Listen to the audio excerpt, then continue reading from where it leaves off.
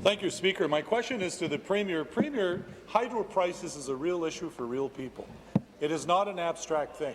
There are citizens across this province and businesses across this province who are being hurt. And I want to give you but one story. In Kapuskasing lives Monsieur and Madame Sylvain, Oliva Sylvain. They have to heat with wood because there's no natural gas where they live. They're off the grid. They use electricity only as a backup to wood if the wood fire was to go out, but they're there all the time. They used to pay about $275 a month for their electricity bill, but it started to go up some years ago, so they decided to take your advice and that of your ministers and to do everything they could to reduce their electricity bill by reducing consumption. They have taken stuff offline. They have bought all of the LED lights they can get. They've done everything they're able to reduce their hydro bill, but yet it went up. This month they get their hydro bill. It's $375. Question.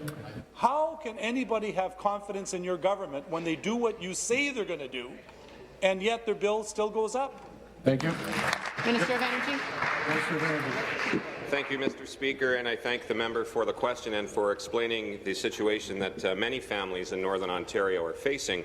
And, you know, Mr. Speaker, I think it is important to recognize that those in the north and in rural areas are seeing their bills go up, and that's why we're going to take more action. We did come forward with the RRP reduction of $60, Mr. Speaker, that they're seeing on their bills. And the one thing that is important to recognize when it comes to conservation programs, Mr. Speaker, is they do work.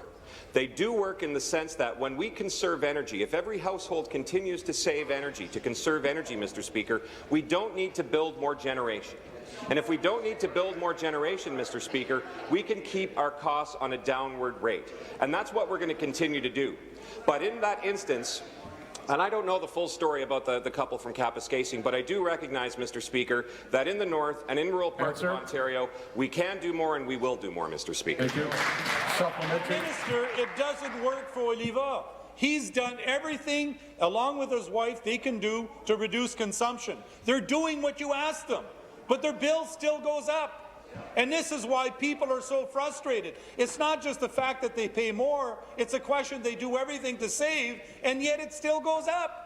So why don't you admit that your entire hydro policy is a failure, and what we really need to do is to find a solution to reduce their hydro bills and stop talking about it and do something to help Monsieur and Madame Sylvain. Thank you. Minister of Energy. Thank you, Mr. Speaker. So I wonder when they were in power and they cancelled the conservation programs, if that actually helps the families that we had to reinstitute, Mr. Speaker. We had to rebuild the entire system, and that comes with a cost, Mr. Speaker. For all families in Ontario, the one thing that we've done, Mr. Speaker, is we've phased out coal. That's actually, Mr. Speaker, helped every family in this province. By phasing out coal, we've saved $4.3 billion in our healthcare system. We're seeing 23% reduction in air pollution deaths and 41% reduction, Mr. Speaker, in air pollution hospitalizations. We've built a system, Mr. Speaker, that people can rely on. We no longer see rolling brownouts or blackouts, but we know, Mr. Speaker, that we can do more. We want to see more conservation. We want to see a stronger grid, and we'll make sure, Mr. Speaker, that we find ways to helping that family in Kapuskasing and all families across the province.